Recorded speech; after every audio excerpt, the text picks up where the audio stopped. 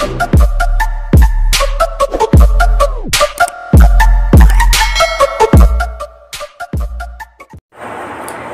mga master! Welcome back to our channel! Panibagong araw, panibagong kabanata na naman ang pagsamasamahin natin ngayong araw na ito.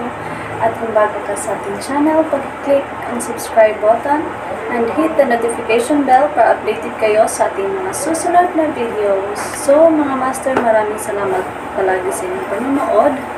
Pasensya na kung minsan matatagalan ang ating uploads kasi medyo busy lang tayo minsan sa trabaho at sa negosyo. So mga master, simulan na natin ang ating kabanata ngayong araw na ito. Let's go! Kabanata 2601-2620.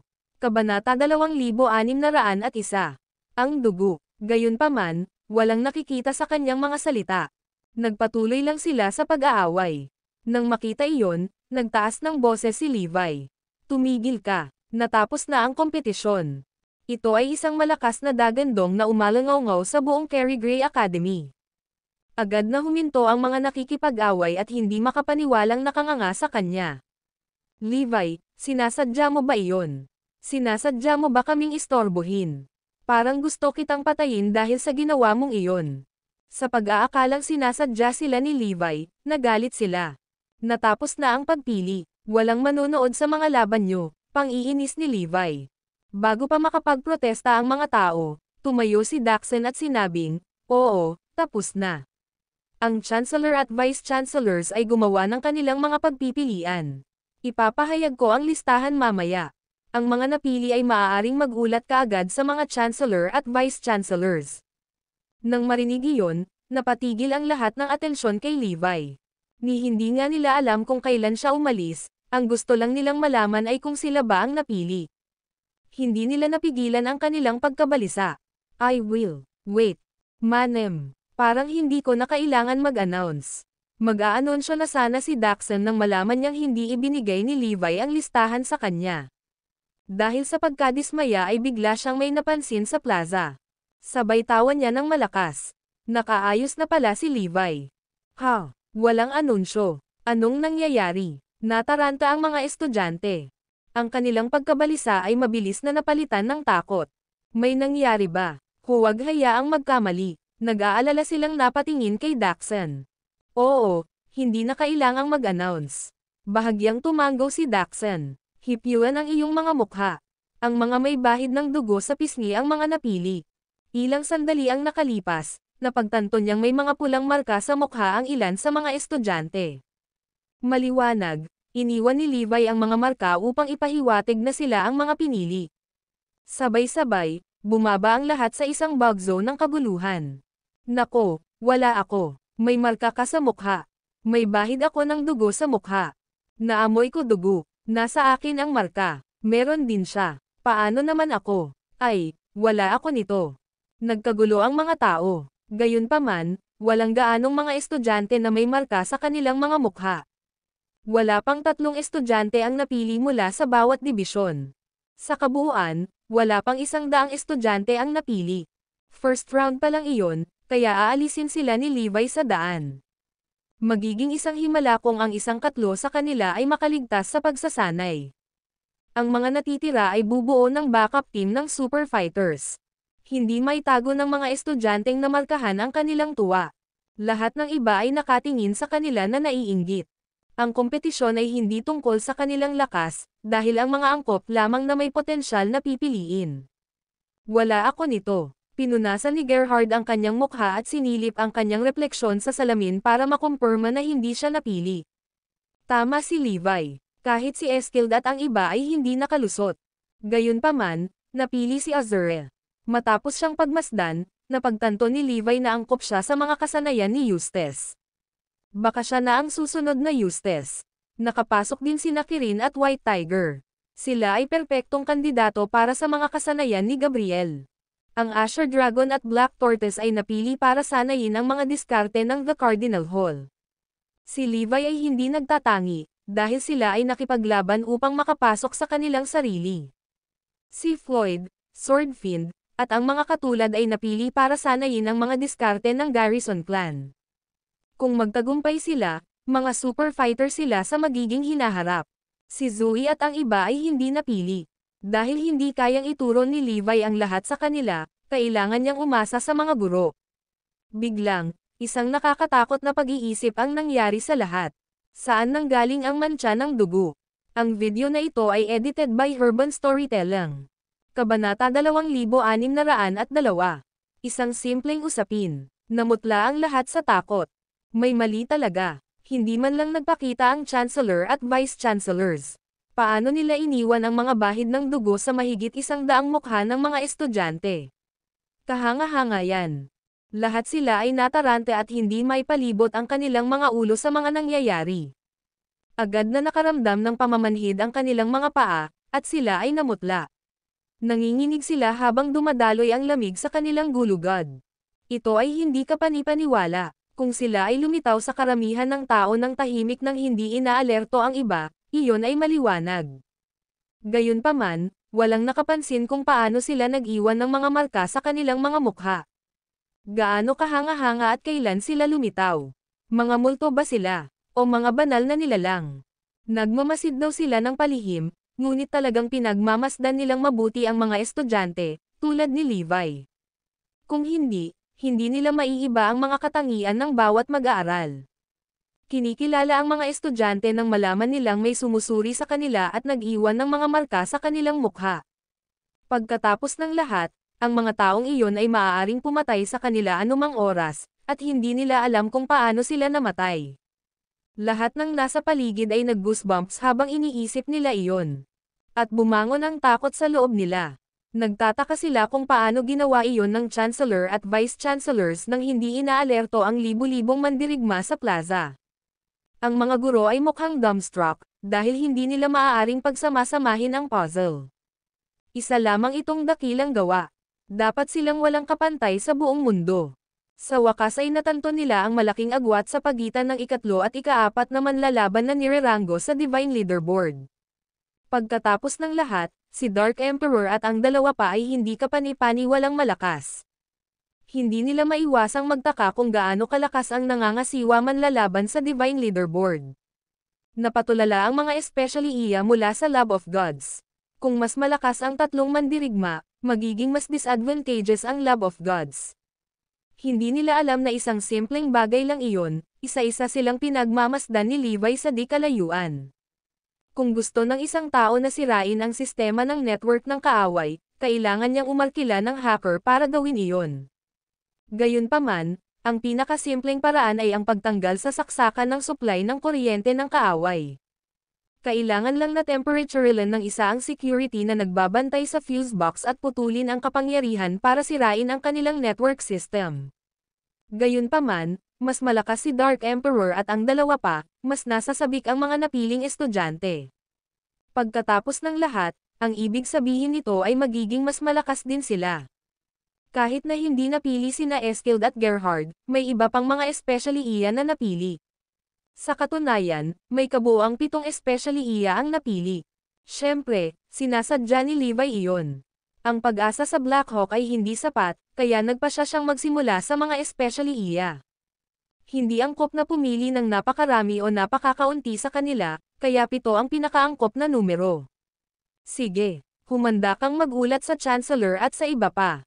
Sabi ni Daxon sa kanila. Kahit napili ka, huwag kang magmayabang. First round pa lang ito, kaya mas marami ang matatanggal sa daan. Ang iba ay magkakaroon ng isa pang pagkakataon basta't mag-aaral kayo ng Carrie Gray Academy. Hindi niya nakalimutang aliwin ang iba. Itinaas ni Zoe ang kanyang mga kamao, dahil hindi siya mapili. Ang iba naman ay napapikit din sa kanilang mga ekspresyon sa disgusto. Kinukutya namin si Troy at ang iba pa, ngunit ngayon ay pareho na kami sa kanila pagkatapos mabigang makalusot sa unang round. Siyempre hindi kami pinili ng pinakamalakas na guro, ngunit ang aming mga guro ay kabilang sa mga nagtanong 10. Kaya, pa rin tayong mabigat. Wala na silang pag-asa at walang kapantay sa atin. Halika na, pumila na ang mga napili. Udyok ni Daxon. Agad na pumila ang mga estudyanteng may bahid ng dugo sa pisngi. Saan tayo pupunta? Nagtanong si Lost, isa sa mga especially iya. Bumaba sa landas na ito. Maiintindihan mo kapag umabot ka na sa dulo, sabi ni Daxen habang nakaturo sa isang direksyon. Ano? Hindi ba nandoon ang mga estudyante ni Levi? Bakit tayo pupunta doon? Laking gulat nila nang malaman nila na pinapunta sila ni Daxen sa kinaroroonan ni Levi. Ang video na ito ay edited by Urban Storytelling. Kabanata 2603.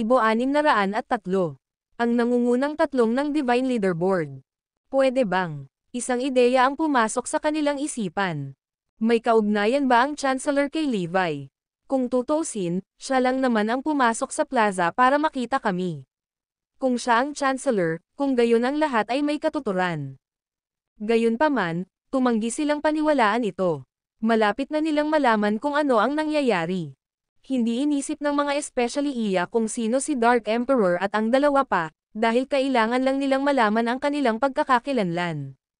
Kahit na ang tatlong manlalaban ay si Levi o ibang tao, hindi sila mapakali hanggat hindi natapos sa kanilang misyon. Lahat sila ay sumulong ng hindi mapakali. Hindi nagtagal, nakarating sila sa lokasyon kung saan nagsasanay ang mga estudyante ni Levi at pumasok sa mga bundok na nababalutan ng nyebe. Nandito ba kayong lahat? Isang boses ang umalangaw-ngaw. Sa hindi kalayuan, may lumitaw na figure sa bundok. Si Dark Emperor iyon, nakasuot ng signature mask. Siya ay naglalabas ng isang malakas na aura na naging dahilan para masuffocate ang lahat. Ilang sandali pa, dalawang magkaparehong makapangyarihang figure ang lumitaw sa paningin. Sila ba ang nangangailangan ng tatlong manlalaban sa Divine Leaderboard? Oh, mahal. First time ko silang makita. Dapat tayo unang makakita sa kanila na magkasamang lumabas. Tuwang-tuwa silang lahat kaya napabuntong hininga sila sa tuwa. Maging ang mga especially iya ay napabuntong hininga sa pagkagulat. Pagkaraan ng isang buwan dito, sa wakas ay nakita na nila ang tatlong lalaki. Sa wakas ay nakakuha sila ng clue at makakapag-ulat muli sa Lab of Gods. Ano? Tatlo sila. Nagpakita ba sila ng magkasama? Si Daxen at ang iba ay namangha sa nakita, dahil alam nilang tatlo talaga ang alter egos ni Levi.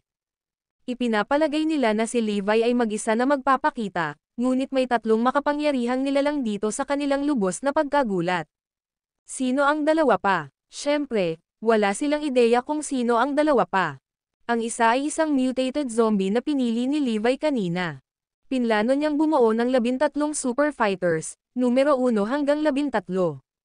Sa kaliwa ay numero 1. Ang isa pang makapangyarihang nilalang ay isang robot, isa sa Fearsome 4.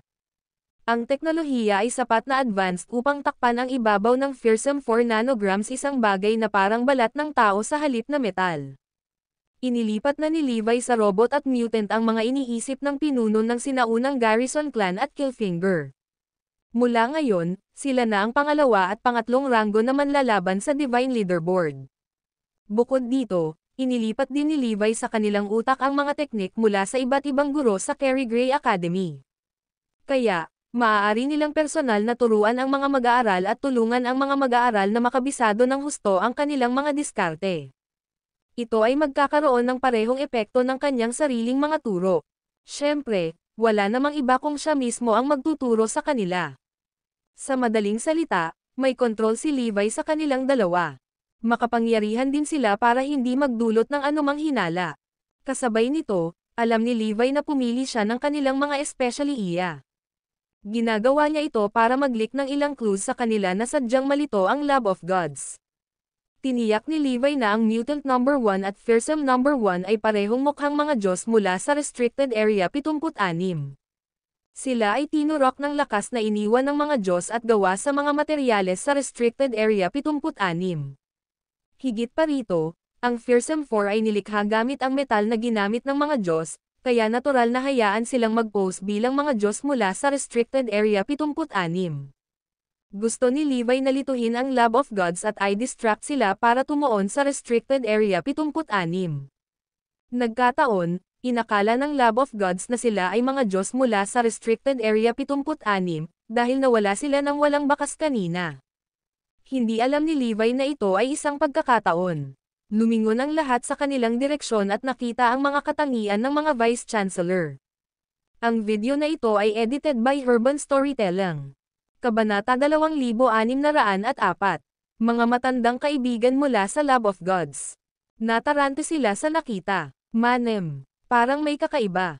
Iba ang hitsura ng mga Vice Chancellor sa amin, ngunit hindi ko masabi kung ano ang naiiba. Oo, hindi sila mukhang tao. Lahat ay nagpahayag ng kanilang mga pagdududa. Ibinigay sa kanila ni Levi ang mga feature ng Gods of Restricted Area 76, kaya nataranta ang lahat sa kanilang paningin kahit na ito ay isang mabilis na sulyap. Pagkatapos ng lahat, ang kanilang mga tampok ay natatangi. Isa-isa ka naming tuturuan. Kapag narinig mo ang iyong pangalan, humakbang ka pasulong. Sa halip na turuan silang lahat ng sabay-sabay, nag-ayos si Levi para sa isa-isang mga aralin. Ginawa niya iyon para walang matutunan ang mga especially iya. Ang unang estudyante ay si Azure, na siyang pinakaangkop na kandidato para sanayin ang pamamaraan ni Eustace. Nahiya si Azure nang santokan siya ni Levi. Gayunpaman, ginawa ni Levi ang kanyang makakaya upang turuan siya hanggang sa makita niya ang yugto ni Eustace. Sumunod, si Levi, Mutant number 1 at Fearsome number 1 ay pumili ng kani-kanilang mga estudyante. May 7 especially iya, at pinili ni Levi ang una, si Malf. Ang 6 na iba ay kinuha ng 2 pa. Gusto ni Levi na mag-alok sa kanila ng clue, kaya hindi siya makapili ng masyadong marami para maging kanyang mga estudyante. Pagkatapos ng lahat, hindi siya makapag-alok ng masyadong maraming mga pahiwatig sa ngayon. Nagsimulang maghanap si Malf ng mga pahiwatig nang dumating siya kay Levi sa pamamagitan ng pagtatanong. Hindi naman siya pinigilan ni Levi na gawin iyon. Natutuwa na siya na makakabuo siya ng isang backup na naganap sa Super Fighters sa darating na may mga talento. Matapos silang turuan, nasiyahan siya nang mapagtanto kung gaano kalaki ang potensyal na hawak nila. Hindi nagtagal, natapos ang unang pagsasanay, at bumalik ang mga estudyante sa kani-kanilang pangkat. Ang susunod na sesyon ng pagsasanay ay gaganapin pagkatapos ng 1 buwan. Malaki ang nakuha ng lahat sa pagsasanay, kasama na ang mga especially iya. Nakuha nila ang mga pahiwatig at impormasyon na gusto nila. Bumalik sa kani-kanilang club, naging inggit sila ng iba. Gayunpaman, walang oras upang magyabang sa paligid, dahil kailangan nilang ipagpatuloy ang kanilang pagsasanay. Sila ay pupunta sa nag-iisang pagsasanay. Si Levi at ang 2 ay nagtalaga sa kanila ng iba pang misyon na kailangan nilang makamit bago ang susunod na buwan. Maya-maya, pumunta na si Daxon at ang iba pa kay Levi. Parehong nawala ang mutant at ang zombie. Kahit na curious si Daxon at ang iba pa kung sino ang 2 pang nilalang, hindi ibinunyag ni Levi ang katotohanan. Sinabi niya sa kanila na malalaman nila ito sa lalong madaling panahon. Pagkatapos ng lahat, ang Super Fighters ang kanyang trump card. Mas mainam na panatilihing sikreto ang kanilang pag-iral sa ngayon. Kung tama ako, ang 7 especially iya ay magre-report muli sa Lab of Gods ngayong gabi. Kakailanganin nilang umalis sa Carrie Gray Academy para gawin iyon ng personal. Sabi ni Levi. Ang pag-scan ng banal na tool ay hindi sapat, dahil kailangan nilang pagsamahin ang impormasyon mula sa 7 especially iya upang makakuha ng kompletong ideya. Ang mga especially iya ay hindi magkasama. Ni Levi rin sa akademya na nagpatupad ng mas mahusay na pamamahala upang hindi nila makita ang ilang mga klase. Kaya, kinailangan nilang umalis sa akademya upang personal na mag-ulat pabalik sa Lab of Gods. Kung ganoon nga, dagdagan natin ng gasolina ang apoy. Ngumisi si Levi. Emergency. Alerto ng mga nanghihimasok. Sa hating gabi, isang sigaw ang bumasag sa katahimikan sa Carrie Gray Academy. Dumagundong. Isang malaking kaguluhan ang narinig. Ang mga bundok ay gumuho, na nagdulot ng avalanche na dumurog sa akademya. Isang puwersa na maaaring magpalipat ng mga bundok sa buong lupain. Nagkagulo ang buong akademya. Ang lahat ay galit na galit. Nagmadali ding lumabas ang mga guro at nagkalat ang mga tao. Sa gitna ng kaguluhan, umalis si Malf at ang 6 pang iba sa Carrie Gray Academy at nagmamadaling pumunta sa Bayview. Sa di kalayuan, nagpakita si Levi at sinundan sila. Gusto niyang makilala ang mga dati niyang kaibigan mula sa Lab of Gods.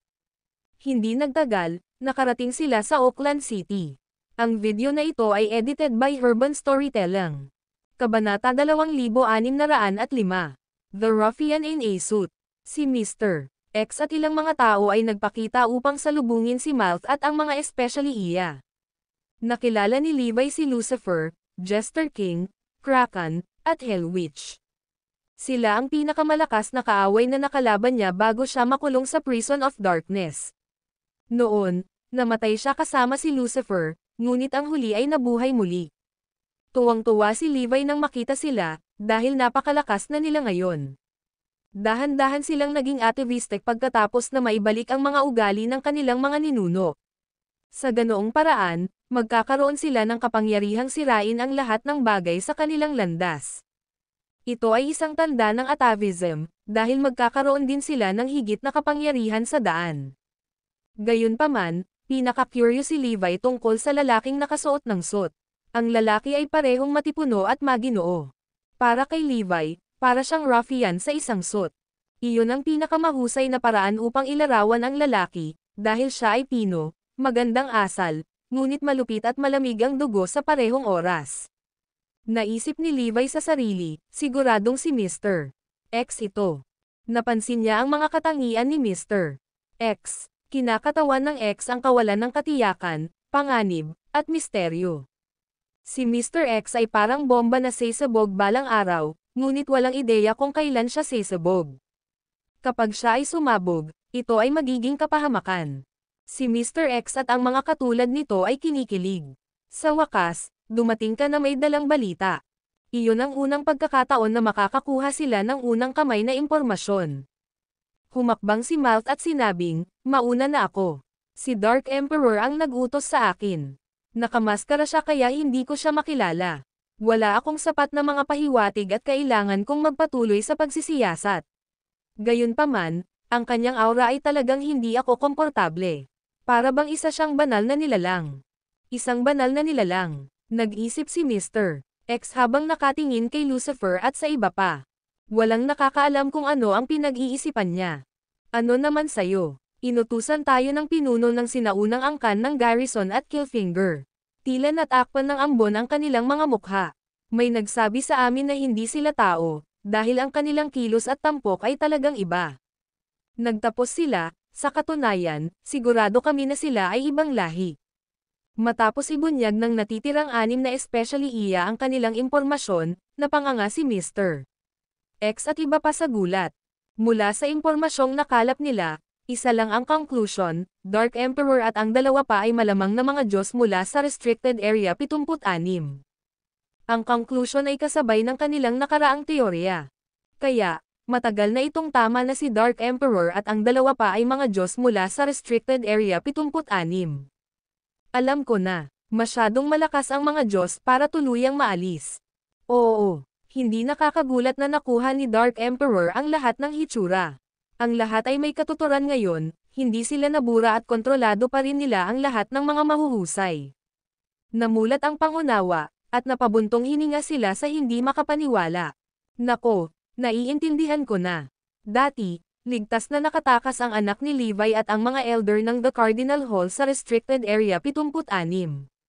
Ang ilan ay nagsabi na si Dark Emperor ang nagligtas sa kanila. Iyon ay lubos na kalokohan, dahil ang Dark Emperor ay mula sa Restricted Area 76. Nang marinig iyon, napanganga si Malt at ang iba pa. Sa wakas ay naunawaan ng lahat kung bakit nagkaroon ng bagong ulo at sinaunang angkan ni Garrison. Dahil masyadong malakas ang isang Diyos mula sa Restricted Area 76, kinailangan nilang sumuko sa posisyon. Hinaplos ni Mr. X ang kanyang panganang may pag-iisip. Hindi ako makapaniwala na nakipag-ugnayan sila kay Erudia. Hindi ko pa rin gets. Paano sila sumubok kay Erudia? Ang isa ay nasa Adron, at ang isa ay nasa Bayview. Walang dahilan para magkakaibigan sila. Bakit? Wala ni isa sa kanila ang nakabalot dito. Ang video na ito ay edited by Urban Storytelling. Kabanata 2606.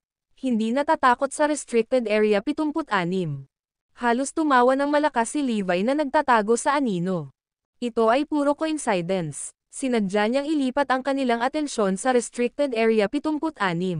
Sa una, ipinalagay niya na kailangan niyang maglagay ng maraming pagsisikap upang mapaniwalaan ito ng Love of Gods, ngunit nasa isip na nila ang ideya. Pareho silang nasa iisang pahina. Kaya naman, walang kailangang gawin si Levi. Kailangan lang niyang maglabas ng kaunting clue para maniwala silang lahat ng ito ay gawa ng mga Diyos mula sa Restricted Area 76. Ang clue ni Levi ay tungkol sa kanilang mga katangian at kilo.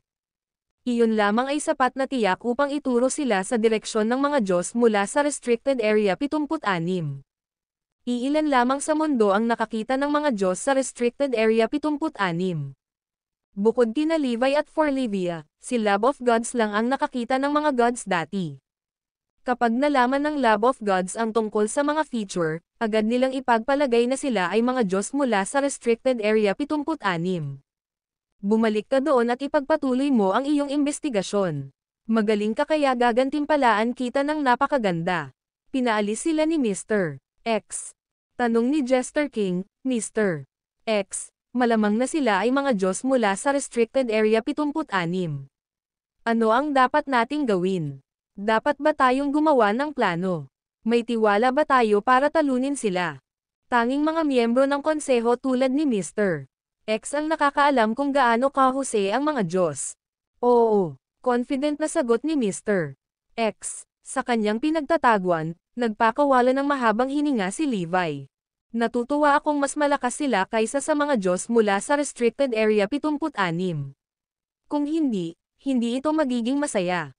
Kung sinabi ni Mr. X na hindi sila tugma para sa Diyos, si Levi ay agad na tumakbo palabas at agad silang pinunasan. Walang makakaligtas. Iyon ay nakakainis, dahil ang mga pagsisikap ni Levi ay walang kabuluhan. Gayunpaman, dahil tiwala sila, nagkaroon ng puwang para sa imahinasyon. Marahil kaya nilang hawakan ang mga Diyos, o marahil kaya nilang sugpuin ang mga Diyos. May posibilidad din na matalo nila ng buo ang mga Diyos. Inaabangan ito ni Levi. Ibinunyag ni Mr. X. Mula nang nakatagpo tayo ng mga Diyos sa Restricted Area 76 na dekada na ang nakalipas, sinimulan ng Lab of Gods ang Project Genesis. Gayunpaman, iyon ay isa lamang sa mga proyektong sinimulan namin. Naaalala mo ba si Dr. Erebus? Nang malaman niya ang tungkol sa mga Diyos, pumunta siya doon upang kunin ang kanilang mga Diyos pabalik sa aming lab upang suriin ang kanilang mga katawan at dugo. Siyempre, ang mga paksa ng eksperimento ay walang banta sa amin. Gayunpaman, pagkatapos ng isang paghinto, idinagdag niya, nag-aalala kami tungkol sa kung paano nawala ang mga Diyos at nauwi bilang emperor at ang dalawa pa. At, paano sila pumunta kay Erudia. Iyan ay isang malaking banta. Natanto ang lahat pagkatapos marinig ang mga salita ni Mr. X. Oo, wala kaming alam, kaya hindi kami makakagawa ng walang ingat. Mahalagang ipagpatuloy ang investigasyon para malaman kung ano ang kanilang plano. Ibinahagi ni Lucifer at ng iba pa ang damdamin ni Mr. Kahit na ang Cardinal Hall at Eragon ay tila mahina, sila ay isang banta pa rin. Hindi natin alam kung ano ang kanilang trump card o sikreto. Ngayon, kasangkot sila sa Restricted Area 76 at sa sinaunang Garrison Clan. Napakasakit ng ulo niya, panipi. Kung hindi natin alam kung ano ang plano nila, hindi tayo makakagawa ng aksyon sa takot na malantad ang ating mga sarili. Baka bitag yan.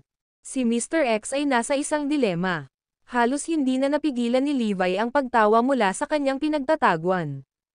Pagkatapos ng lahat, nag-iisang pinatay niya ang lahat ng mga Diyos sa Restricted Area 76. Biglang may naisip si Mr.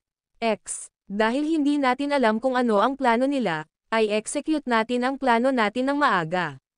Kapag naisakatuparan na natin ang ating plano, maraming bagay ang malalantad, mungkahi ni Mr. Nang marinig ang sinabi niya, napangiti ang lahat. Ang video na ito ay edited by Urban Storytelling. Kabanata 2607. Mga batayan ng operasyon. Isagawa ang plano ng maaga. Sigurado ka. Habang si Jester King, Lucifer at ang iba pa ay hingal sa takot, malinaw na ito ay isang nakakatakot na plano. Ni Hell Witch, 3 taon na ang nakalilipas, sinabi nila na malapit nang dumating ang isang bagong panahon, ngunit hindi ito totoo. Tayo ang nasa likod ng paglikha ng bagong panahon. Gayunpaman, kung isasagawa natin ang planong ito, sasalubungin ng mundo ang isang bagong panahon, isang madilim na panahon kung saan sesabog ang kaguluhan, nagagawing buhay na impyerno ang mundo. Wala nang magiging katulad muli. Kung mali ang paghawak natin ng anuman, maaari itong magdulot ng pagkasira. Nagsimulang bumili ng tibok ng puso ni Levi sa balita. Ano kaya ang plano nila? Parang nakakakilabot. Pipilitin nitong pumasok ang mundo sa isang bagong panahon. Tingnan kung gaano katikat si Lucifer at ang dalawa pa. Ano kaya ito? Wala tayong magagawa kundi isagawa ang plano, dahil hindi kilala ang ating kalaban. Sa kabutihang palad, naiwan ng Maya Industries ang kanilang data upang maisagawa namin ang plano ng maaga sa schedule. Kung nabigo sila noon, wala tayong magagawa. Akala ng mga hanggal na iyon ay nawala na kami at binansagan kami bilang mga traidor. Hindi na nagpatuloy si Levi sa pag-eavesdrop sa kanilang pag-uusap matapos niyang marinig ang data ng Maya Industries.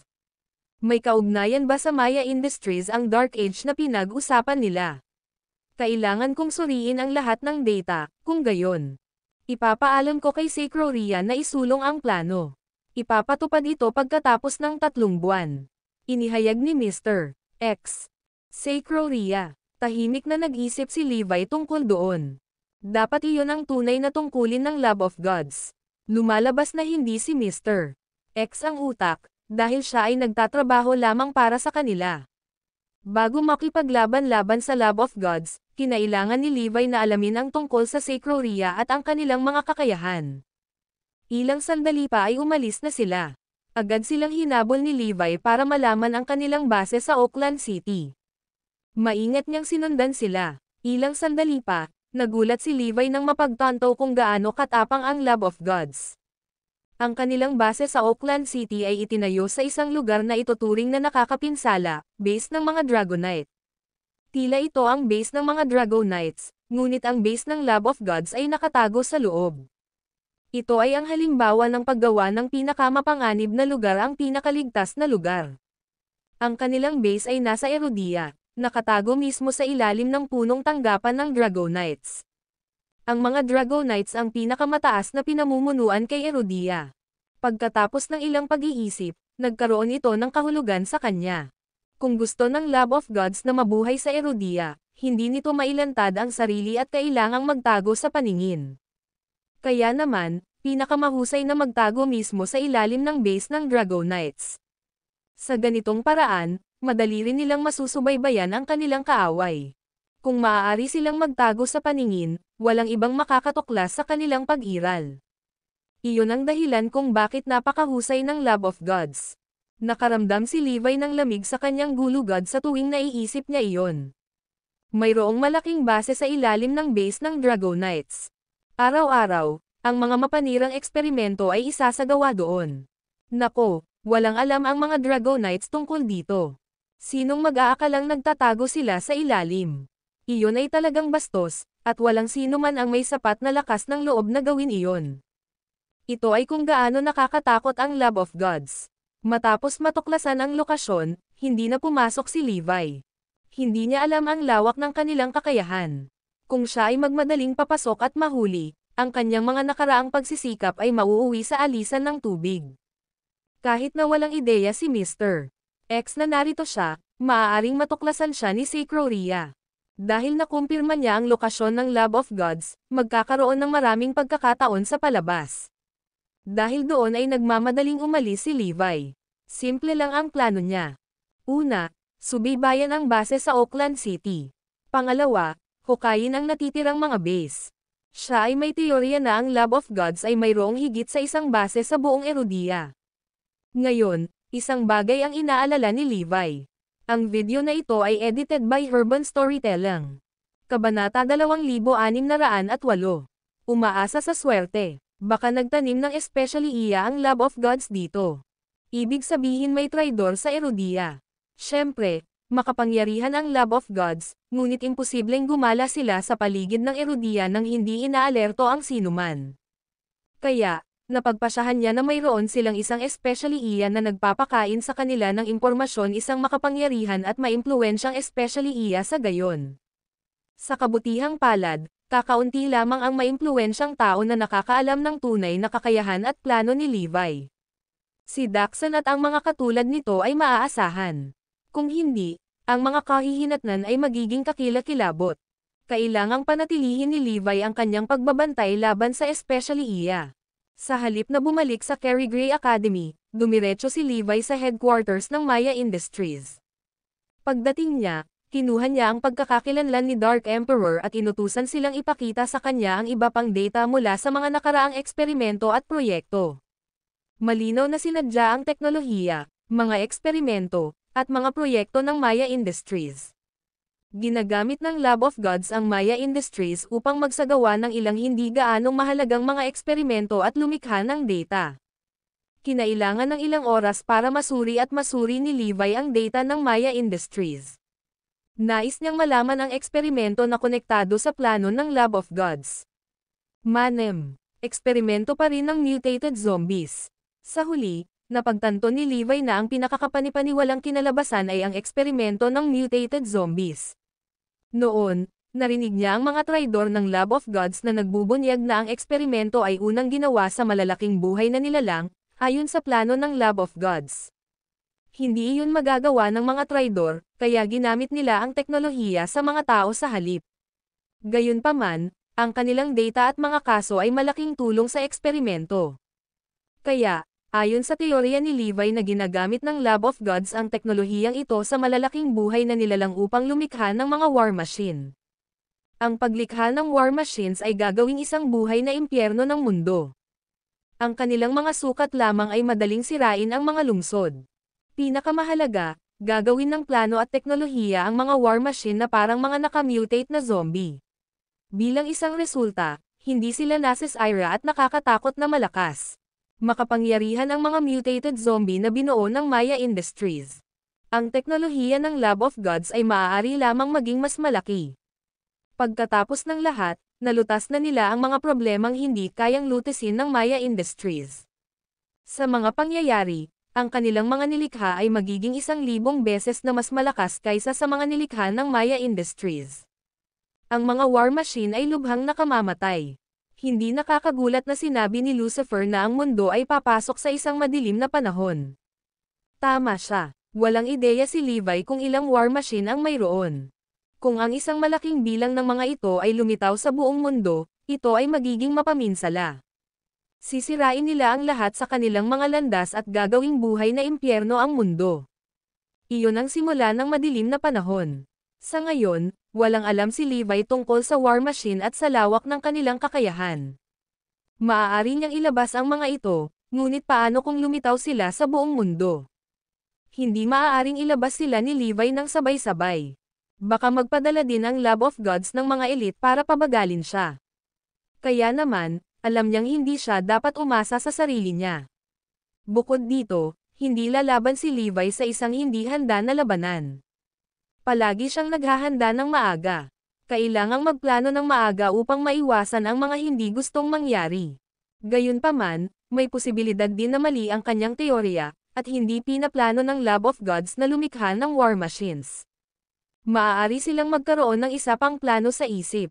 Kung siya ay nagkakamali, ang kahihinatnan ay magiging kakilakilabot. Kasabay nito, ang mga pagsisikap ni Levi ay magiging walang kabuluhan, at hindi niya kakayanin ang sitwasyon. Sa makatuwid, kailangan niyang umasa sa swerte upang makita kung ang sitwasyon ay kung ano ang kanyang espekulasyon. Kung tama siya, mahirap ding hikayatin ang iba na harapin ang bagay ng sama-sama. Ang video na ito ay edited by Herban Storytelling. Kabanata 2609. Zara in acting strange. Naramdaman ni Levi ang pagpasok ng kanyang anit, sapagkat iyon ay isang mahirap na gawain. Kung tama siya tungkol sa paggawa ng mga war machine ng Lab of Gods, paano niya malulutas ang problema? Mayroon siyang data mula sa mga eksperimento, ngunit walang nakakaalam kung ano ang war machine. Bale kung nakaisip siya ng angkop na paraan para talunin sila. Kung siya ay pumili ng maling diskarte, kahit na ang kanyang espekulasyon ay natukoy, ito ay walang kabuluhan. Ito ay tulad ng domino effect sa pagkilos. Sa oras na iyon, si Levi ang dapat sisihin. Gaano man kahirap, kailangang gawin ito ni Levi. Kailangan niyang tiyakin na tama ang ginawa niyang haka-haka. Pagkatapos ay mangalap ng may katuturang impormasyon at pag-aralan ang mga ito, kailangan niyang mag-curate ng iba pang solusyon. Sa ganoong paraan, malulutas niya ang krisis. Kailangan niya ng mas maraming oras para imbestigahan ang Lab of Gods. Ito ay simula pa lamang. Nako, nauubos na ang oras, dahil isa sa katuparan na nila ang kanilang plano pagkatapos ng 3 buwan. Wala nang masyadong oras si Levi. Kulang ang impormasyon, ngunit kailangan pa rin niyang makipagsapalaran. Sa kabila ng hindi alam ang mga detalye, maaari siyang gumawa ng mga paghahanda ng maaga. Pagkatapos gumawa ng kopya ng lahat ng data, umalis si Levi. Hindi na siya bumalik sa Carrie Gray Academy. Sa halip ay pumunta siya kay Zarain. Dati ang Zarain ang pinakamakapangyarihang bansa, ngunit nanatili itong mababang profile sa panahong ito. Pagkarating niya, napagtanto ni Levi na may mali. Ang bansa ay mukhang mapayapa sa ibabaw, ngunit mayroong isang mas malaking pagsasabwatan. Mukhang nakikipagtulungan si Shield sa Lab of Gods, ngunit sinabi sa kanya ni Blackhawk na nagsimula lang silang makipag-ugnayan sa Lab of Gods pinakabagong. Kaya, ang mga aksyon at mababang profile ni Zarain ay walang kinalaman sa Lab of Gods. Sinaktan ni Zarain si Levi bilang napakalakas. Nagdulot sila ng mas malaking banta sa kanya kaysa sa Lab of Gods. Si Zarain kaya ay palihim na pinagbubuti ang kanilang sarili. Baka marami silang trump card na hindi alam ng Lab of Gods. Marahil ay may puwersa sa likod ni Zarain. Posible ang anumang bagay. Nagulat si Levi na masyadong tahimik si Zarain. Masyadong matindi ang katahimikan, kaya siguradong may nangyari. Sa bagong panahon, bawat tao, bansa, at ang puwersa ay mabilis na umuunlad. Ang mga digmaan ay karaniwan. Gayunpaman, ang dating marahas na Zarain ay hindi kailanman nasangkot sa anumang digmaan. Hindi man lang nito sinamantala ang sitwasyon. Mahigpit itong hindi nakialam sa lahat ng iba pang mga gawain. Kung ang ibang bansa ay hindi nagalit kay Zarain at napili itong gumanti, nakalimutan na ito ng iba. Ngayong naisip ito ni Levi, napagtanto niyang masyadong tahimik si Zarain. Iyon ay ganap na abnormal. Si Levi mismo ay nananatiling low profile, kaya hindi siya pinansin ng lahat. Sa mga anino, ito ay kabaligtaran. Siya ay nagtataglay ng mga pambihirang kapangyarihan at nakabuo din ng maraming mandirigma at proyekto. Malinaw na ganoon din ang ginagawa ni Zarain, pinanatiling mababang profile sa publiko ngunit nagdudulot ng gulo sa dilim. Anyway, inilista ni Levi si Zarain bilang isang kaaway na kapantay ng Lab of Gods. Kailangan niyang mag-ingat sa kanila. Sa hinaharap, maaaring kumilos si Zarain kapag inatake niya ang Lab of Gods. Ayaw niyang makulong. May paniwala pa si Levi na gustong sirain ni Zarain si Erudia at Lab of Gods sa isang pagkakataon. Hindi sila sumuko sa pagsakop sa mundo. Kaya, gumawa ng mental note si Levi para bigyang pansin ang Zarain, lalo na ang mahiwagang Special Zone #51 sa mga terrain nito. Hindi nagtagal, pumunta si Levi kay Blackhawk at sa iba pa. Ang kanyang pagdating ay nabigla sa kanila. Pagkatapos ng lahat, ang kanilang kinaroroonan ay lihim. Ang madaling mahanap sila ni Levi ay katotohanan na sinusubaybayan niya sila sa lahat ng oras. Ang video na ito ay edited by Urban Storytelling. Kabanata 2610. Pagbibigay ng lead. Napagtanto nilang hindi seryoso si Levi, dahil pinapanood niya sila. Ang nakakatakot na pag-iisip na iyon ay nagpaparinig sa kanila ng hindi sinasadya. Hindi sila nang ahas na ipagkanulo si Levi. Mukhang magandang ideya ang aming pagtutulungan, nakangiting sabi ni Levi. Pinupuri niya ang Blackhawk at iba pa sa hindi pagsisiwalat ng anuman tungkol sa pakikipagtulungan. Wala akong death wish. Ngumiti si Blackhawk. Bakit ka nandito, Mr. Garrison? Kailangan ko ng karagdagang impormasyon tungkol sa Lab of Gods, sagot ni Levi. May kung anong bumungad sa paningin ni Blackhawk nang sabihin niya, ngunit hindi ko sila makontak ng biglaan dahil sa takot na malantad ang aking sarili. Malinaw kung ano ang ibig niyang sabihin, nang walang anumang pahiwatig, mahirap makipag-usap sa Lab of Gods. Huwag kang mag-alala, ako ang magbibigay ng lead. Kunin mo ito, may mga litrato at gamit sa loob. Ipakita lang ito sa Lab of Gods. Sinasaliksik pa ng mga tauhan ko ang armas na ibinigay sa iyo ng Lab of Gods. Ibabalik ko sa iyo mamaya. Ipinagpatuloy ni Levi ang pag-abot ng file kay Blackhawk. Mr. Garrison, ano ang gusto mong malaman? I can sound them out or use some trick to get the information you need, sabi ni Blackhawk. Matalino siya para ialok iyon bago magsalita si Levi. Nakangiti ang mga labi ni Levi. Naniniwala akong alam mo kung ano ang magiging tanong ko. Tumugon si Blackhawk, gusto mong malaman kung ano ang kanilang gagawin pagkatapos malaman ang tatlong manlalaban na nirerango sa Divine Leaderboard, tama ba? At ano pa ba ang kanilang mga susunod na plano? Oo, tama. Ipauubaya ko sa iyo pagkatapos. Di nagtagal, nakipag-ugnayan si Blackhawk sa Lab of Gods at sinabi sa kanila na mayroon siyang mahalagang lead. Personal na lumapit sa kanya si Mr. X. Natuklasan ito ng aking mga tauhan sa base ng Sacred Organization sa Adrun. Tingnan kung gaano kakaiba ang mga sandata. Hindi pa ako nakakita ng ganito. Naniniwala ako na may karanasan ka. Ibinigay ni Blackhawk ang mga larawan at impormasyon kay Mr. X. Ang mga larawan at video ay nagpakita ng isang lihim na bodega na puno ng mga armas at ilang hindi pangkaraniwang sandata. Ito ay naiiba sa karaniwang mga sandata. Maaaring hindi ito napagtanto ng iba, ngunit pamilyar si Mr. X dito. Ang mga sandata ay pag-aari ng mga Diyos mula sa Restricted Area 76. Magkamukha sila. Ilang dekada na ang nakalilipas, na ipinadala ng Lab of Gods ang kanilang mga tauhan upang tuklasin ang Restricted Area 76, ang mga kakaibang nilalang na nakasuot ng mga armor na ito ay nagdulot ng matinding pagkawala para sa kanila. Ang iba pang mga armas sa video ay malinaw na pag-aari din ng mga Diyos. Matalino si Levi para lumabas sa planong ito. Kung may ibang magbibigay ng lead, maaari silang maglagay ng ilang pekeng Diyos sa loob bilang lead. Gayunpaman, ang kaaway ay maaaring makatuklas ng isang kapintasan. Kaya, ito ay para sa pinakamahusay. Iyon lamang ang magpapagatong sa imahinasyon ng Lab of Gods, at kailangan nilang suriin ang sitwasyon mismo. Pagkatapos ng lahat, walang sino man ang hindi sasang-ayon sa kanilang sariling pagsusuri. Ganyan siya katalino. Mr. X, ano ito? Tanong ni Blackhawk. Wala siyang ideya kung ano sila.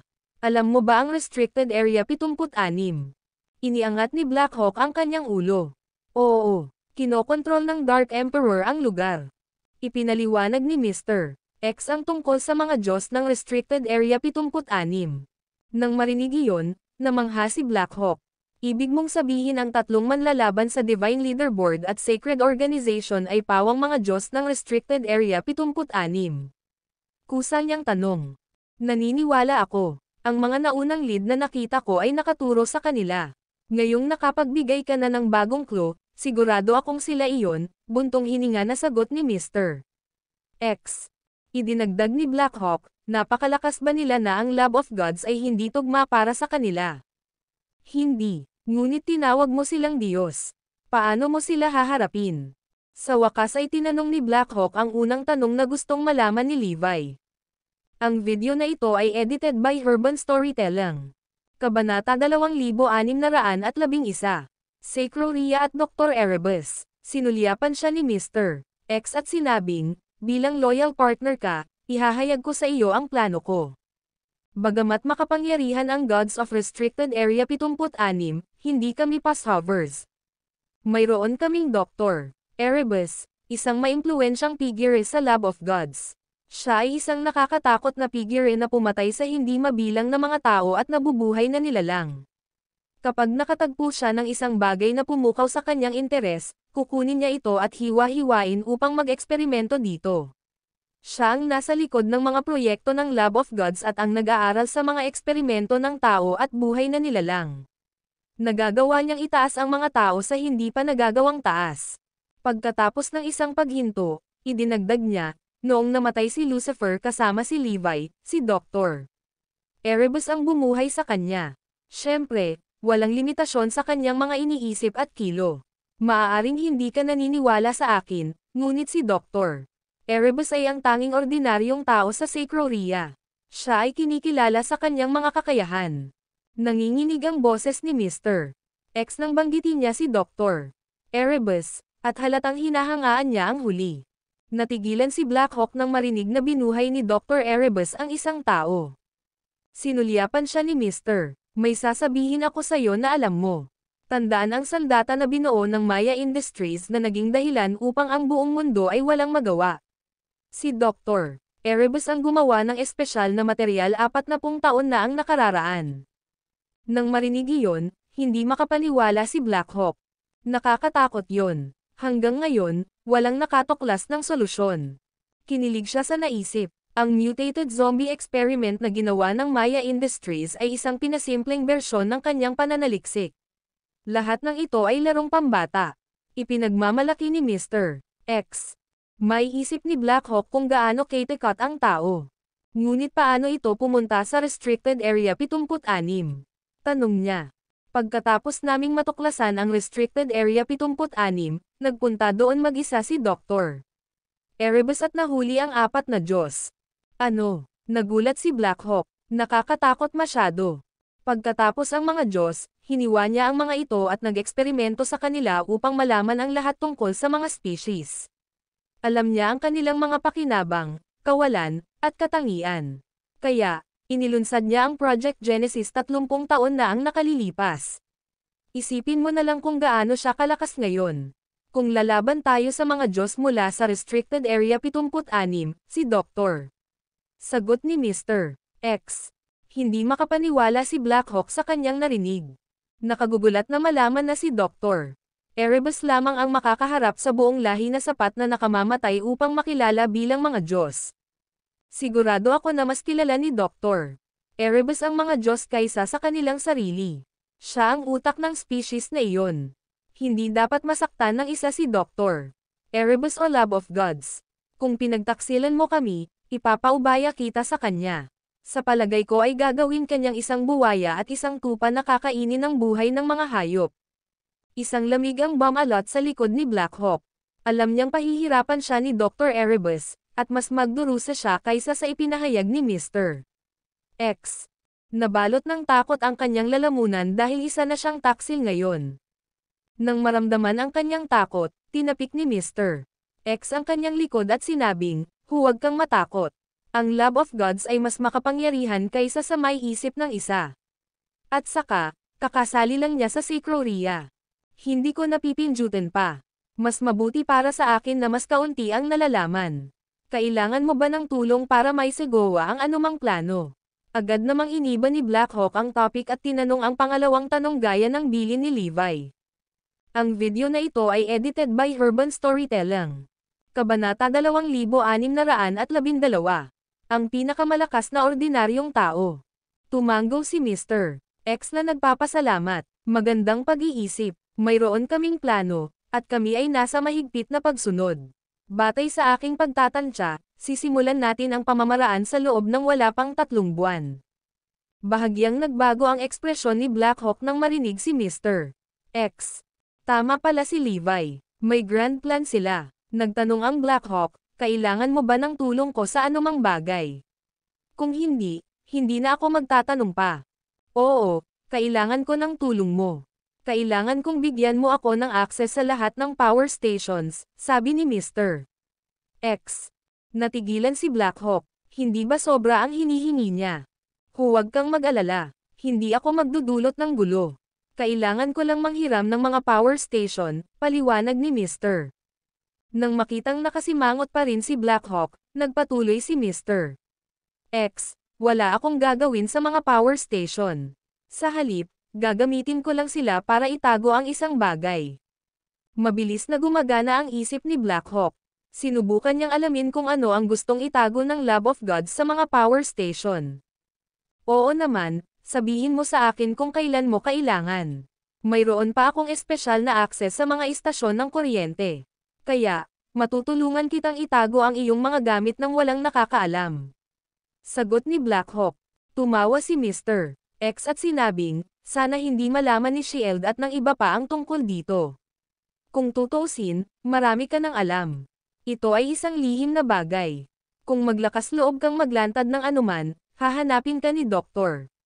Erebus. Naniniwala akong hindi ko kailangang ilarawan kung ano ang kaya niya. Naiintindihan ko. Natatakot akong mamatay. Matapat na sagot ni Blackhawk. Mabuti, gusto kong makitungo sa mga matalinong tao. Sagot ni Mr. X na may kasiyahan. Tapat na sinabi sa kanya ni Black Hawk na natatakot siya sa habang kamatayan, walang pinaghihinalaan si Mr.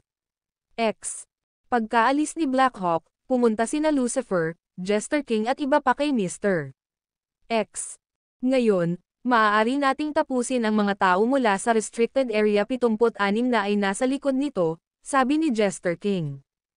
Tumango si Mr. Oo, tama ka. Susunod, kailangan nating kumpirmahin ang listahan ng pangalan ng lahat ng mga Diyos sa Restricted Area 76. Hindi bababa sa alam na natin ngayon ang nag-aangking tatlong manlalaban ng Divine Leaderboard ay kabilang sa kanila. Kapag nakumpirma na natin ang kanilang mga pangalan, maaari nating ipadala si Dr. Erebus para lipulin silang lahat. Tapos, iba ang pinag-usapan niya.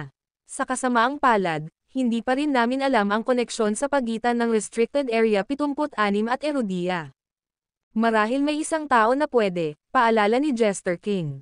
Nanlilisik ang mga mata ni Mr. X. Ang tinutukoy mo ba ay ang senior disciple ng Dark Emperor? Oo, alam na natin kung sino ang tatlong lalaki ng Dark Emperor, hindi na niya kailangang imbestigahan pa ito. Kailangan lang natin malaman sa Divine Brigadier ang relasyon ni Erudia at Restricted Area 76, paliwanag ni Jester King. Oo, kontaken mo siya agad. Kapag naalis na natin ang misteryong ito, maaalis na natin ang lahat sa Restricted Area 76, sabi ni Mr. X. Sumagot si Lucifer bilang pagsang-ayon, hindi na masyadong mahaba ang 3 buwan mula ngayon. Kailangan nating hilingin kay Dr. Erebus na pabilisin ang kanyang eksperimento. Misteryosong ngumiti si Mr. X nang marinig ito. Hindi mo kailangang mag-alala tungkol sa eksperimento. Nalampasan ni Dr. Erebus ang inaasahan ng lahat, at maaari tayong magpatuloy sa plano ng mas maaga kaysa sa inaasahan. Tatapusin niya ang eksperimento sa loob ng 2 buwan. Gulat na gulat ang iba. May nagtanong, ano, binawasan niya ang panahon ng eksperimento sa 2 buwan. Oo, tama, nasa sabik si Dr. Erebus na marinig na gusto naming isagawa ang plano. Dinadala niya kaagad ang petsa ng pagkumpleto.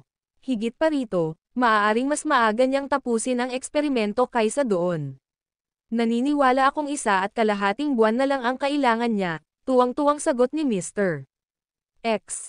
Ang kakayahan ni Dr. Erebus ay natakot maging si Sacroria, ang utak ng Lab of Gods. Siya ang pinakamalakas na ordinaryong tao sa Lab of Gods. Naaalala mo pa ba ang mga ninuno na hinukay natin? Biglang tanong ni Mr. X. Tumango si Jester King. Oo, ako mismo ang naghukay sa kanila. Bakit ka nagtatanong? May nangyari ba sa kanila? Lahat ay napatingin kay Mr. X na nagtataka. Ang video na ito ay edited by Urban Storytelling. Kabanata 2613. Supreme Race Plan. Na-curious si Jester King at ang iba pa. Sila ang naghukay ng mga ninuno. Kahit na ang paglitaw ng mga ninuno ay lumikha ng isang bagong panahon at nagdulot ng kaguluhan sa lahat ng dako, wala silang ibang gamit. Sa makatuwid, si Jester King at ang iba ay hindi nagbigay ng maraming pag-iisip tungkol sa kanila. Ngayon, biglang binanggit ni Mr. X ang mga progenitors. Si Dr. Si Erebus ang nagmungkahi na hukayin ang mga progenitor. Sabi ni Mr. X. Ang kanyang mga salita ay agad na ikinagulat ng lahat ng tao sa silid. Si Dr. Erebus. Ibig sabihin ba ni-research niya ang lahi ng vampira? Tanong ni Jester King. Batay sa karaniwang katangian ni Dr. Erebus, mahuhuli niya ang anumang kakaibang lahi na kanyang matagpuan at hihimayin sila. Wala sa kanila ang may pagkakataong makatakas. Parang tapos na ang mga vampira. Hindi sila magkakaroon ng pagkakataon laban kay Dr. Erebus. Oo, tama. Hindi namin hinukay ang mga progenitor para lang magdulot ng kaguluhan at lumikha ng bagong panahon. Para din kay Dr. Erebus na gamitin ang mga ito para sa kanyang mga eksperimento. Napakaraming hindi alam ng lahat. Bukod sa mga susunod na henerasyon ng mga progenitor, nakuha rin ni Dr. Erebus ang mga naunang henerasyon. Matagal na siyang nag-eeksperimento sa bloodline nila ng patago. Napasinghap ang lahat sa gulat nang marinig si Mr. Tama na yan. Ang mga vampira ay naglalaman ng napakaraming sikreto.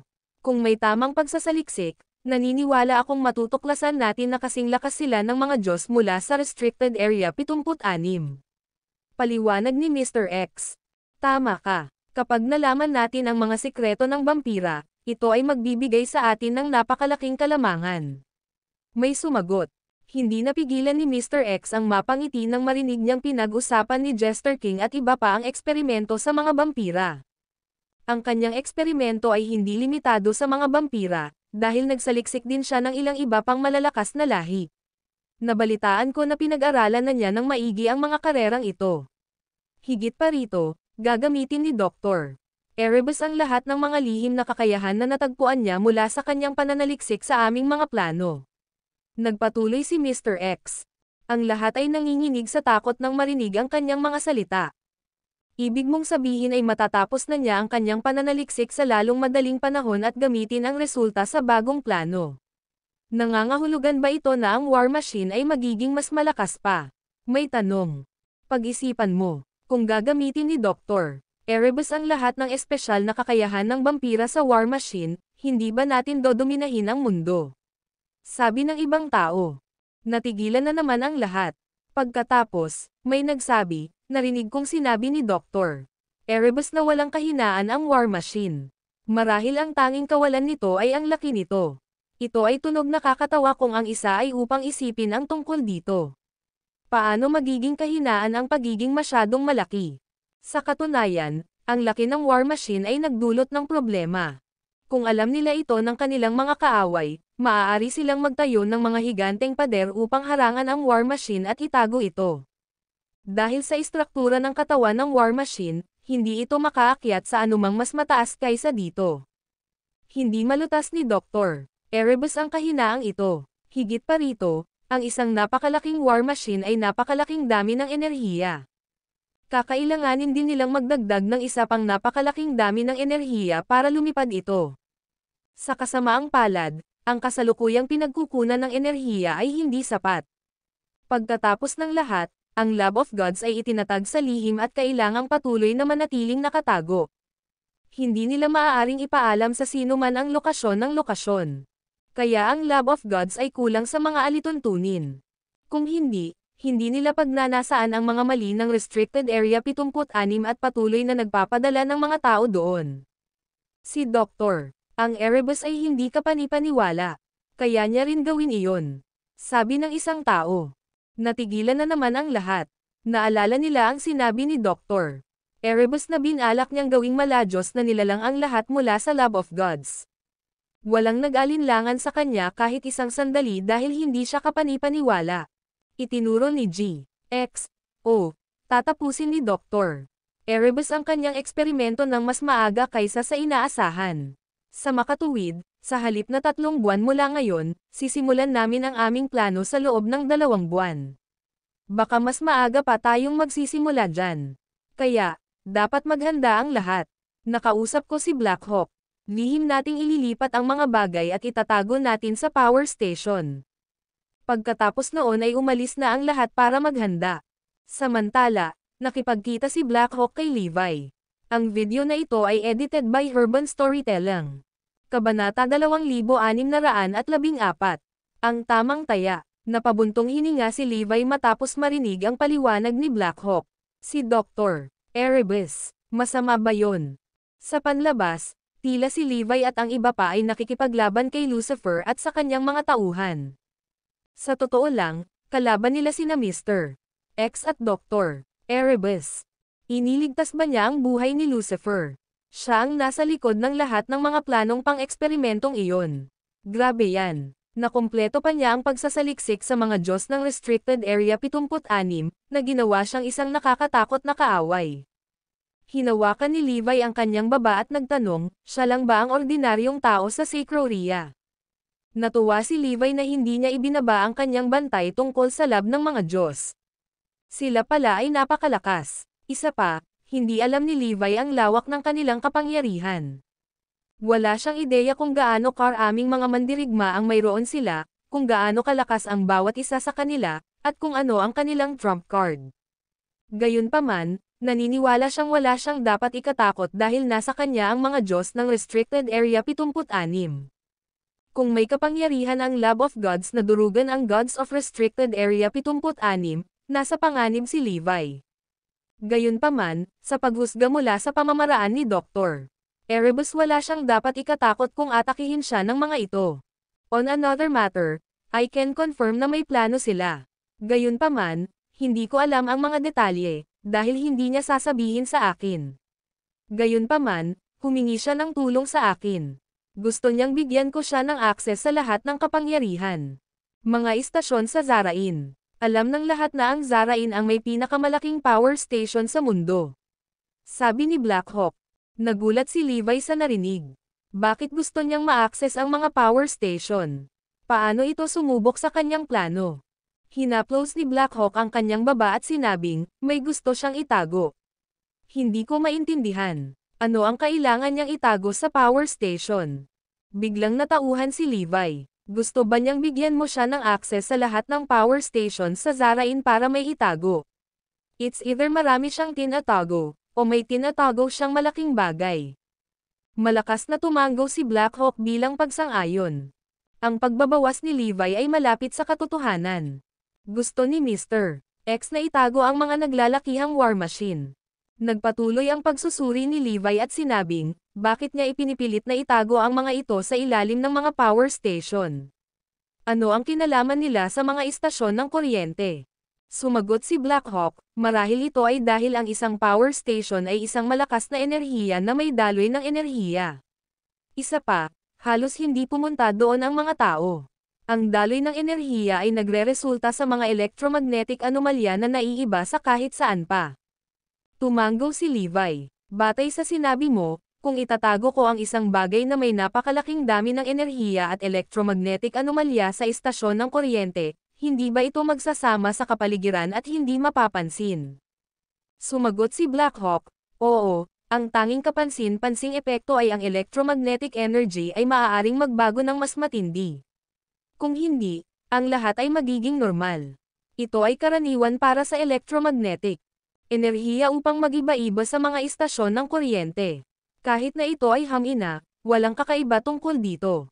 Walang makakapansin o makakaalam ng anuman dahil karaniwang hindi binibigyang pansin ng mga tao ang mga istasyon ng kuryente. Kahit na sukatin mo ang mga istasyon ng kuryente gamit ang mga propesyonal na instrumento, ang dalas ay hindi nagbabago.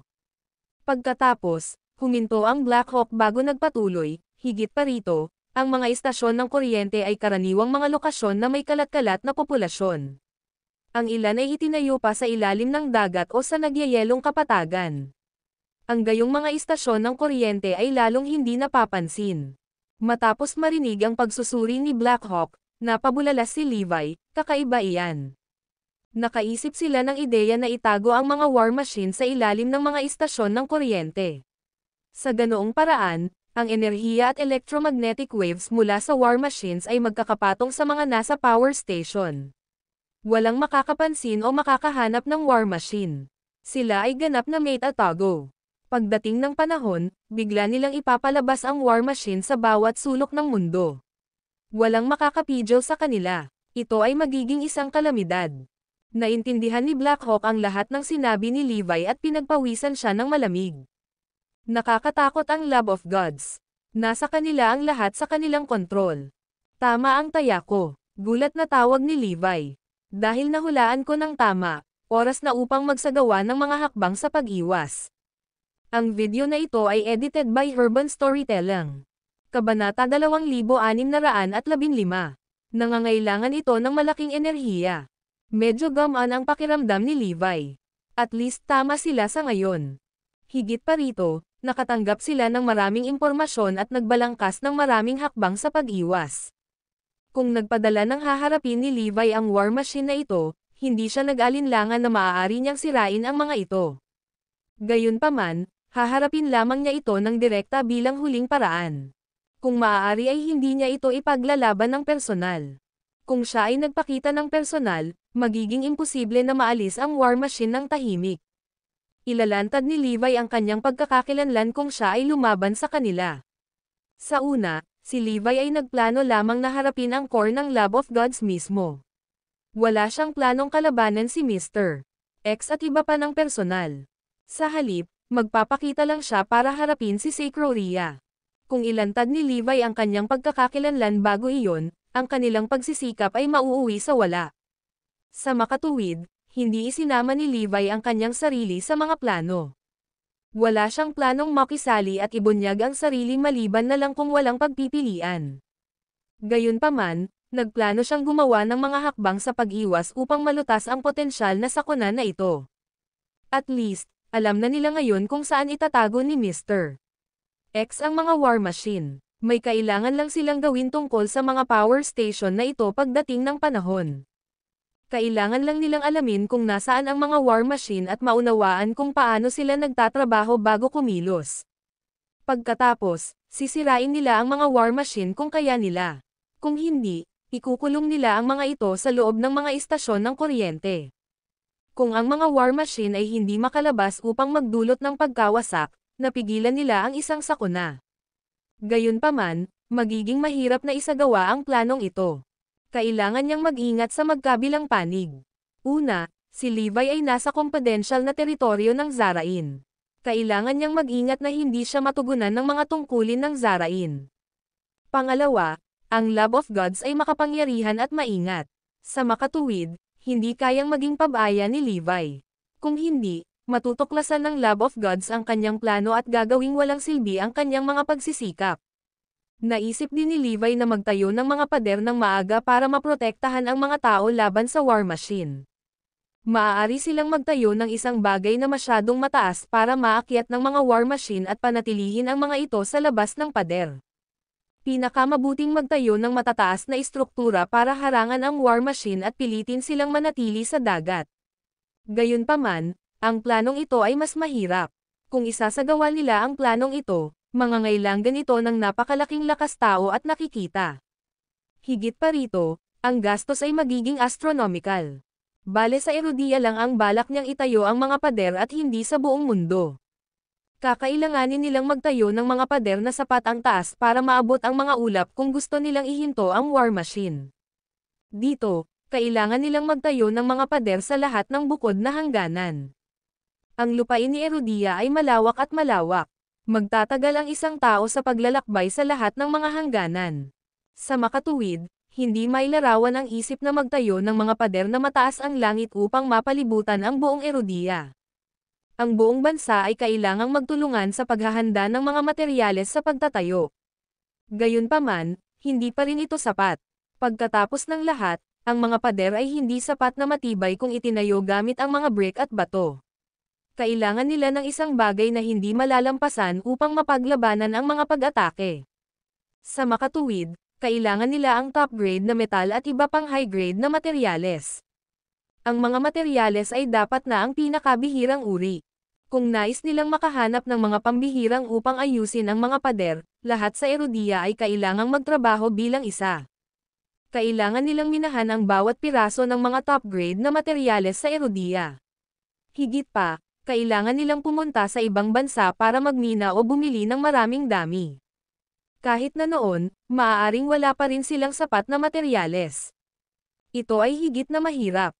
Higit pa rito, ang pagtatayo ng mga pader na nagtatanggol ay nangyayari ng hindi maisip na sukat ng mekanikal at lakas tao. Ang mga pangangailangan para sa aspeto ng konstruksyon ay walang katapusan. Mangangailangan ito ng nakakabaliw na antas ng dedikasyon upang magkaroon ng pagkakataong makumplito ang pader. Bukod dito, nagkaroon ng isyu ng oras.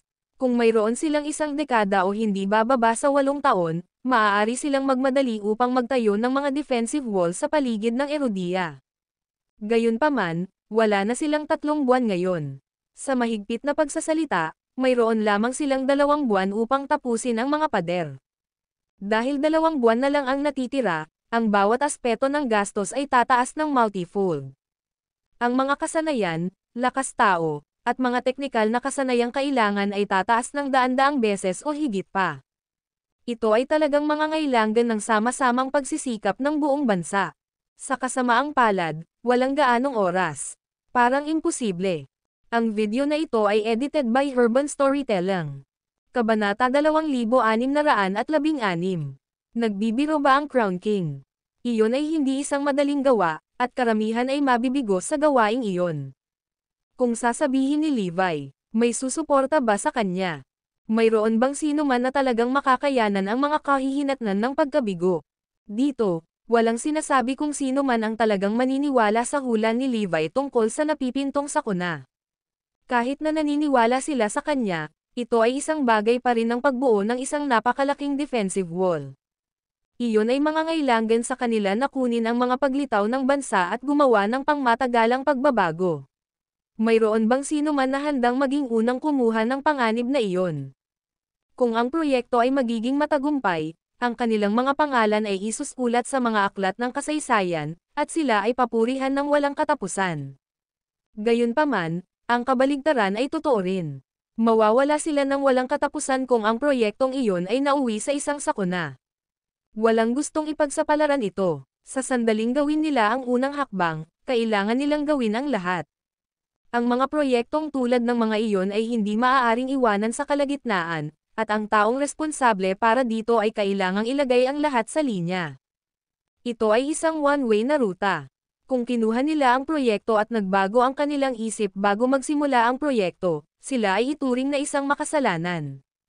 Katulad nito, kung sila ay sumuko sa proyekto sa kalagitnaan, sila ay matatawag na mga walang kakayahan na tanga. Ang masama pa nito, sila rin ang masisisi kapag hindi nila natapos ang proyekto sa tamang oras. Kung ang lahat ay ginawa sa tamang oras ngunit ang pader ay nabigong protektahan ang lahat, ang taong responsable ay maainsulto pa rin. Maging maayos man ang lahat, mapapag-alitan pa rin sila kung hindi naganap ang hinulaang sakuna. Bawat mamamayan ay sisisihin ang taong nagpapatakbo ng proyekto. Kaya naman, posibleng mamatay ang taong iyon na ang lahat ay napupuot pa rin sa kanya. Iyon ay isang proyekto na kailangang maging matagumpay at kapaki-pakinabang, at ang presyo ng pagkabigo ay laki. Ang ripple effect ay katawa-tawa. Kung si Erodia ay gagawa ng isang defensive wall na may mga specs na nasa isip ni Levi, bawat industriya sa bansa ay kailangang aipos ang mga operasyon nito. Ang buong pag-unlad ng bansa ay titigil. Kinailangan nilang ilagay ang lahat ng mayroon sila sa proyekto, at saka lang matatapos ang proyekto sa loob ng 2 buwan. Katumbas iyon ang paghiling sa buong bansa na iwanan ang lahat para sa susunod na 2 buwan. Ang bawat isa ay kailangang tumutok lamang sa proyekto. Iyon ay magiging isang napakahirap na gawain. Para sa mga panimula, kailangan ng isa na kumbansihin ang buong bansa na gawin iyon ng eksakto. Paano nga ba hihingi ng isang tao ang milyon-milyong tao na suportahan siya? Ang tanging silver lining ay hindi nila kailangang mag-alala kung paano nila itatago ang proyekto mula sa Lab of Gods. Hindi nila itatayo ang pader, kaya hindi ito madaling matuklasan. Maaari din nilang maabala ang kanilang mga kalaban sa pamamagitan ng pagkukunwari na gumawa ng ibang bagay. Sa pinakamainam, maaari nilang itayo ang lahat sa ilalim ng lupa at lumikha ng isang kagamitan para dito. Ang pader ay mananatili sa ilalim ng lupa hanggang sa malapit na ang napipintong sakuna. Noon lamang makukuha ng mga operator ang yari na pader upang bumubulusok. Hindi ito magiging mahirap dahil ang buong bansa ay mag-aambag sa pagtatayo ng hindi kapani-paniwalang pader na iyon. Sa pagkakataong nalaman ng Lab of Gods ang katotohanan, kailangan pa ring ipatupad ng organisasyon ang orihinal na mga plano nito. Hindi sapat ang 2 buwan para baguhin nila ang kanilang mga plano. Ang mahigpit na deadline na iyon ay ginawang mas mahusay ang lahat sa kahulugang iyon. Huminga ng malalim si Levi. What the hell? Ang panganib ay nasa malapit na, kaya ano ang punto ng pag-aatubili? F*6. Ako pa rin ang dapat magpasan ng karamihan sa mga kahihinatnan. Ang natitira na lang ay para kumbansihin niya ang mga makapangyarihang figure ni Erodia na sumang-ayon na tulungan siya. Pagkatapos nito, gagawin nila ang lahat na magtrabaho sa bagay na iyon. Masyadong mahigpit ang deadline, kaya kailangan nilang magsimula kaagad. Hindi mahalaga ang impormasyon noong panahong iyon ay hindi pa na-verify dahil aabutin sila ng higit sa 1 buwan upang ma-verify ito. Sa sandaling iyon, wala na silang ganap na pagbaril upang mabuhay. Kaya naman, malapit na silang magmadali. Dapat manatiling nakikipag-ugnayan sa Lab of Gods ito. Makipag-ugnayan sa akin sa sandaling makatanggap ka ng anumang balita. Iniwan ni Levi si Zarain at bumalik sa Erodia pagkatapos noon. Nakatitig si Blackhawk habang lumalayo si Levi. Parang malalim ang iniisip ng una at may kakaibang ekspresyon sa kanya. Hindi na bumalik si Levi sa Carrie Gray Academy. Ang Divine Brigadier at the Cardinal Hall ay gumana ng iba sa iba, pagkatapos ng lahat. Sa makatuwid, malamang nawala silang kinalaman dito. Pumunta si Levi sa mga Dragonites at kinausap ang isang pinuno na nagngangalang Chandler Kent. Tulad ng ibang bahagi ng mundo, ang mga Dragonites ay nasa kadiliman pa rin tungkol sa tunay na lakas ni Levi. Naiintindihan iyon dahil kakaunti ang pakikisalamuhan ni Levi sa kanila sa bagong edad na iyon.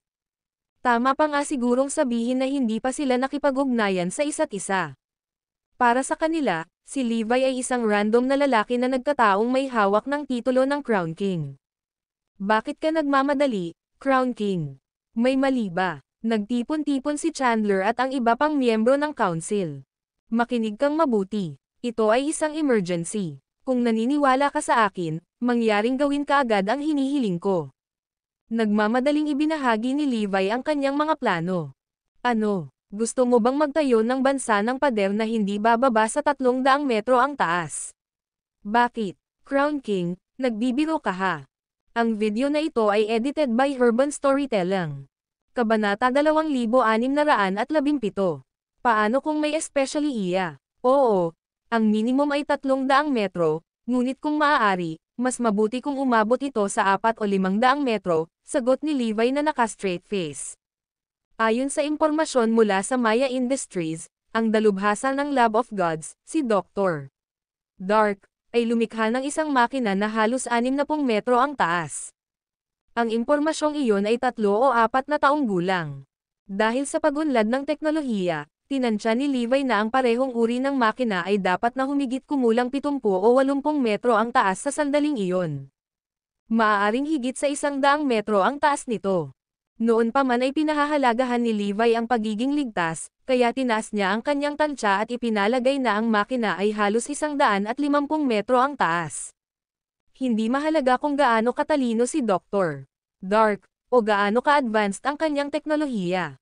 Walang paraan ang kanyang makina ay higit sa 105 metro ang taas. Hindi posibleng mas mataas ang makina kaysa doon, at iyon ang dahilan kung bakit itinakda ni Levi ang pinakamababang taas ng pader ng 2 beses sa taas, na 300 metro. Iyon lang ang paraan para mapigilan nila ang makina na sirain sila. Kung nais ng bansa na maging ganap na sa kaligtasan nito, kung gayon ito ay mas sigurado kung ang pader ay halos 500 metro ang taas. Sa kasamaang palad, iyon ay mas maraming hitsura, at mas magiging mahirap ang mga bagay. Kailangan mong magbiro, Crown King. Ang Erodia ay isang napakalaking bansa, kaya ang pagtatayo ng isang defensive wall sa paligid ng perimeter nito ay magiging isang malawak na konstruksyon. Wala pa akong narinig na ganito. Ang pader na iyon ang magiging unang pagtatayo ng ganoong kalaki sa kasaysayan. Bukod dito, hinihiling mo sa amin na gumamit ng mga advanced na materyales at gawin itong 300 metro ang taas. Ang pinakamasama ay kailangan itong gawin sa loob ng 2 buwan. Paano ito posible? Sabi ni Chandler na natulala. Totoo naman. Isa itong napakalaking proyekto sa pagtatayo at mangangailangan din ang lahat sa bansa na huminto sa lahat. Kailangan nilang italaga ang lahat ng mayroon sila upang maitayo ang pader na iyon, at kahit na pagkatapos, walang garantiya ng tagumpay. Alam ko naman diba, ang bawat industriya ay titigil sa pagtakbo, at ang bawat mamamayan ay kailangang huminto sa lahat ng aspeto ng kanilang buhay para dito. Ang buong bansa ay mapalayan. Kakailanganin talaga ang bawat piraso ng mali na maiaalok ng buong bansa. Sobra na ito. Ang pagtatayo na tulad nito ay hindi pa nagagawa. Isasama namin ang buong bansa sa isang proyekto, at tiyak na ito ang unang pagkakataon na mangyayari ito. Humihingal na rin ang ibang miyembro ng Council ng Dragonites. Ang bagay ay lampas lamang sa kanilang mga kakayahan. Ano ba, halos matakot sila sa kanilang sarili matapos marinig ang tungkol dito. Ang aktwal na pagpapatupad ng isang bagay na tulad nito ay tiyak na higit sa kung ano ang kanilang mga puso. Ilang taon na ang nakalilipas, pinalibutan at sinalakay ng ruling union si Erodia. Nagkagulo ang buong bansa, ngunit hindi pa rin iyon kakilakilabot sa sitwasyong kinalalagyan nila ngayon. Kung ikukumpara sa kasalukuyang dilema, Ang pagsalakay na iyon ay walang iba kundi isang maliit na abala na hindi dapat pansinin. Matagal ko na itong pinag-isipan, at iyon ang dahilan kung bakit ako napunta sa inyo. Kayo lang ang makakalap ng lahat ng puwersa ng Erudia at makapagbigay sa lahat na italaga ang kanilang sarili para magawa ang misyon. Kailangang harapin ng buong mundo ang sakuna na iyon sa loob ng 3 maikling buwan, ngunit wala akong pakialam sa iba. Gusto ko lang panatilihing ligtas si Erudia. Kung wala tayong gagawin ngayon, tiyak na magiging isang kaparangan si Erudia sa loob ng 3 buwan. Ang Lab of Gods ay gagawa ng ganap na pagdating sa pagdating ng panahon. Walang makakapidyo sa kanila, at ito lang ang aming kuha para makaligtas dito. Dapat nating ihanda ang ating mga depensa ng maaga. Wala na tayong masyadong oras. Kailangan nating tapusin ang gawain sa loob ng 2 buwan. It's a matter of life and death. At ang pader na iyon ang tanging pag-asa ni Erudia na mabuhay, giit ni Levi. Maya-maya, humakbang ang isang lalaki na nagngangalang Craig Weasley. Tulad ni Chandler, isa si Craig sa 4 na miyembro ng Dragonites. Tumahimik ka, Crown King. Payagan mo akong magtanong sa iyo ng ilang mga katanungan bago tayo magpatuloy, sabi ni Craig. Okay, itanong mo. Una, bakit mo ipinipilit na ang buong bansa ay magtayo ng isang defensive wall na tulad nito? Dahil ang panganib ay nalalapit at darating sa atin sa lalong madaling panahon. Okay, pwede mo bang sabihin sa amin kung anong panganib ang tinutukoy mo? Ano ang posibleng maggarantiya ng isang bagay na napakalaki? Lahat ay nakatingin kay Levi sa sandaling iyon. Kaya naman, walang pagpipilian si Levi kundi ang katotohanan. Ang Lab of Gods ay gumagana pa rin, at ito ay. Noong una, gusto niyang sabihin na ang lahat ay nakatago sa ilalim ng kanilang mga ilong, ngunit nag-aalala na siya sa ilan ay matukso na mag-isa na mag-imbestiga sa bagay na ito. Magdudulot iyon ng masamang epekto. Higit pa rito, hindi kayang ibahagi ni Levi ng labis sa iba pa nila. Paano kung may especially iya sa atin? Ang mga Dragonites ay talagang tapat, ngunit paano ang mga nagtatrabaho sa ilalim nila? Nagdeskay sila bilang Maya Industries, at gagawa sila ng makina na mahigit 100 metro ang taas. Walang makakapidyo sa makinang iyon. Ang video na ito ay edited by Urban Storytelling. Kabanata 2618. Pagkatiwalaan mo lang ako. Malamang na ang plano ng Lab of Gods ay gamitin ang makinang iyon para salakayin ang bawat bansa sa mundo. Huli na kung gagawin natin ang ating mga depensa pagkatapos nilang maitayo ang kanilang mga makina. At lalong lumalala, ipapakita ng Lab of Gods ang kanilang mga sarili pagkatapos nilang ipakilala ang kanilang sandata sa kanilang mundo. Sila ay naging napakalakas na ang kanilang lakas ay lampas sa imahinasyon. It will be a disaster, kinakabahang sagot ni Levi. Ngumisi si Craig at sumagot, hindi ka ba samobra, Crown King? Ang ating bansa ay mayroon ding mga makina na mahigit 100 metro ang taas. Sa katunayan, ilang sandali na ang nakalipas mula ng matagumpay na nakabuo ang aming pangkat ng pananaliksik ng makinarya ng labanan na mahigit 100 metro ang taas. Ang Garrison Industry at ang pamilyang Wilcox ay lumikha ng mga dambuhalang robot. Ang pinakamahalaga sa kanila ay humigit kumulang 105 metro ang taas. Ang mga makinang ito ay hindi may kakailan na makapangyarihan, ngunit mayroon din silang mga pagkukulang. Ang pagkawasak na kanilang ginagawa ay nakakatakot, ngunit tiyak na hindi ito sapat upang maiuri bilang isang kalamidad. Kaya, walang paraan na makuha natin ang buong bansa na magsanib, puwersa at itayo ang pader na ito. The other council member, Nicholas Ramon, chimed in, dapat ding tandaan na ayon sa iba pang source, ang Lab of Gods ay nalipol na. Wala na ang banta nila. Crown King, sa tingin ko lahat ng narinig mo ay conspiracy theory lang. Alam kong hindi ka na nagsasanay ng martial arts. Marahil iyon ang dahilan kung bakit ka bumibili sa mga teorya ng pagsasabuatan. Bahagyang tumawa ang iba pang miyembro ng konseho. Ang Lab of Gods ay hindi madaling nawasak. Isa pa, tiyak na mas malakas ang kanilang makina kaysa sa inilarawan mo. Walang paraan upang labanan ito, at dapat nating ituring ang isyong ito bilang isang sakuna, sagot ni Levi na galit na galit. Pakiusap, nag-iisip ka lang. Malinaw na ang Lab of Gods ay hindi maglalaho ng ganoon kadali. Sa katunayan, Ang punong tungkulin nito ay nasa ilalim ng iyong mga paa. Okay, calm down, everyone. May itatanong pa ako, sabi ni Craig habang nilingon si Levi. Ang pangalawang tanong ko ay ito. Paano mo malalaman na nakaligtas ang Lab of Gods? At paano mo malalaman ang tungkol sa tinatawag na destructive machine? Mayroon bang anumang matibay na patunay upang patunayan ang iyong mga salita? Nabaling ang atensyon ng iba. Nag-aalala pa rin si Levi tungkol sa pagbabahagi ng napakaraming impormasyon, kaya sumagot siya, nakita ko mismo ang mga miyembro ng Lab of Gods at narinig kong pinag-uusapan nila ang kanilang mga plano. Tiningnan din ng mga especially iya ko ang bagay na iyon. Ang aming hula ay ang sakuna ay magaganap sa loob ng 3 buwan.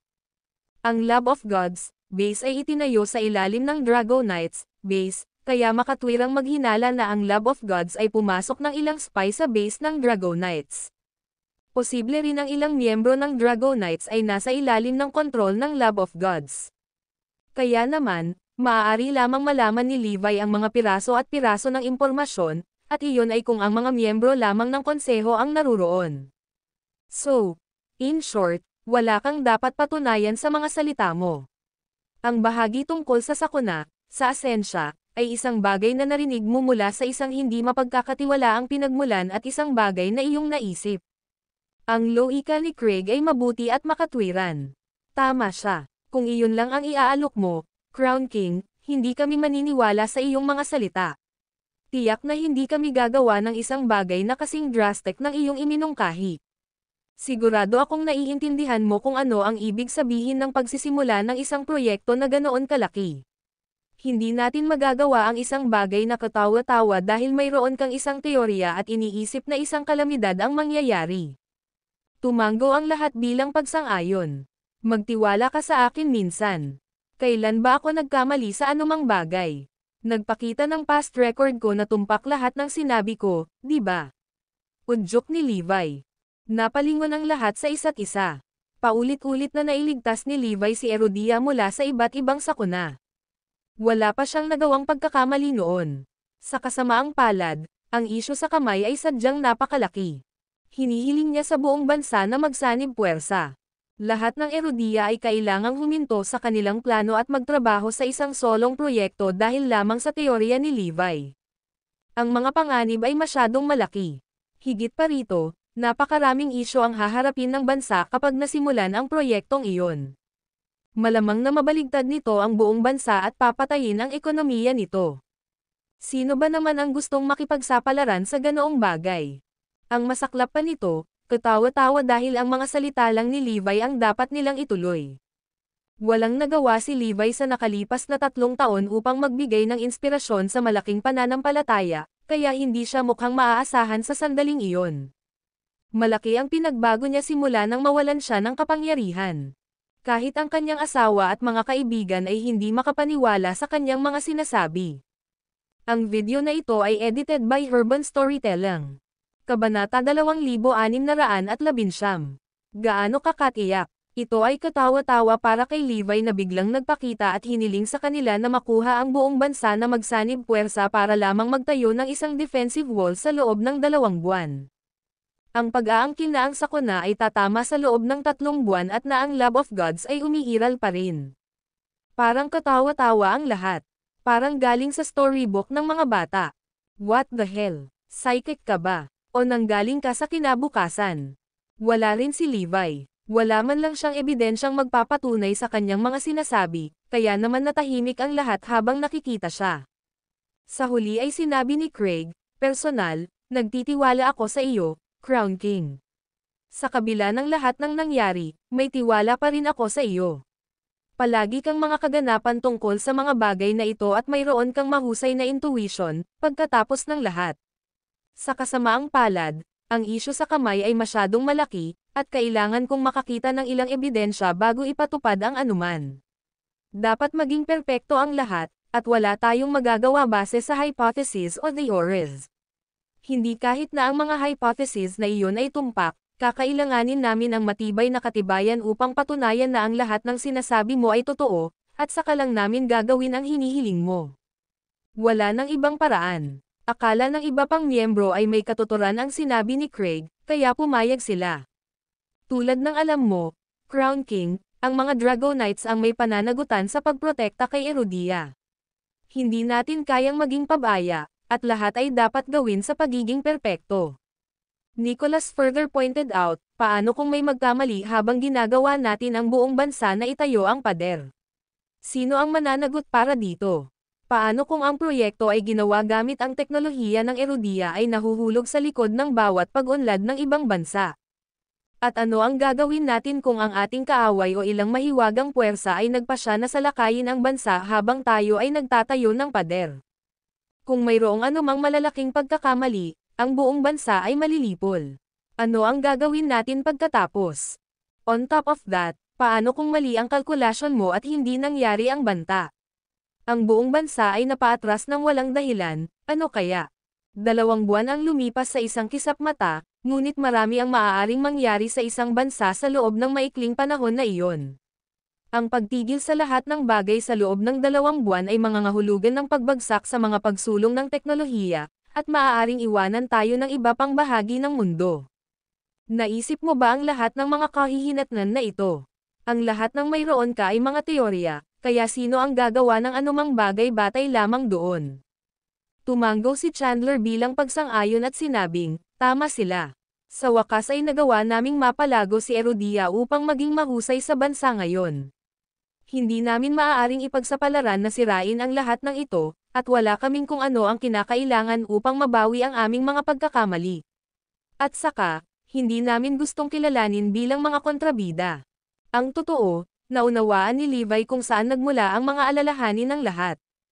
Masyadong mabigat ang bigat ng responsibilidad na iyon. Ang isang maling desisyon ay maaaring mangyari sa habang buhay na mga insulto. Lahat ay ituturing na mga kontrabida. Si Levi ay nagsusugal din sa kanyang reputasyon. Normal lang na ayaw nilang ipatupad ang planong ito. May isa pang paraan upang malutas ang problema. Kung maaari kang gumawa ng isang bagay upang maiwasan o malutas ang lahat ng mga isyu na napag-usapan namin kanina, ipapatupad namin ang iyong plano. Hindi namin ito magagawa para sa anumang mas mababa. At saka, hindi naman siguro bale kung may nangyaring kalamidad. Ang mga makinang iyon ay maaaring hindi masisira, ngunit ang buong bansa ay maaaring magsanib puwersa at ipagtanggol ang ating mga lupain mula sa ating mga kaaway. Baka manalo lang tayo sa digmaang iyon.